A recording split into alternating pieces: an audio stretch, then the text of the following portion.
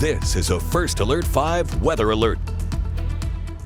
So this is now our third day in a row with red flag conditions across southern Colorado. We'll have one more day with the high fire danger before things finally start to ease up by Friday. So tonight we still have about 45 minutes under these current red flag warnings that have been in place since 10 a.m. So the main hazards with red flag warnings are the vegetation is dry, the air is dry, and the wind is fast, and that creates fast moving wildfires. Thankfully today I haven't heard of any large fires that have started, but I'm definitely not looking at us being in the clear as we remain dry and we remain windy. This is new. Our high wind warnings have been extended into the overnight into tomorrow morning. Now, the Pikes Peak region, that was issued earlier today, expecting to see strong wind gusts overnight. But anywhere south of Teller and El Paso County, that is the new part of this overnight warning. So the reason why we're getting still some strong wind tonight is because a cold front is coming in.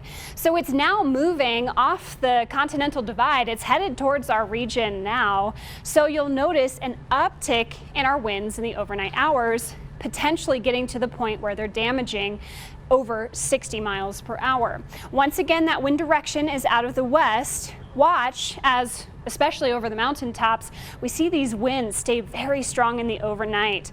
2:30 in the morning, we could see some gusts around 60 miles per hour, not only in the Tri-Lakes and Monument, but that's possible here in the Springs, for Woodland Park, anywhere where we had that reissuance of the high wind warnings in the overnight hours. So Thursday afternoon remains quite breezy, but not as strong as those winds will be early in the morning, right before sunrise, as the frontal boundary continues to push that wind off the hills.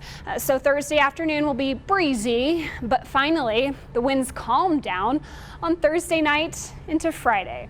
So Thursday, we're colder behind that front, but we're still very dry and breezy, as I mentioned.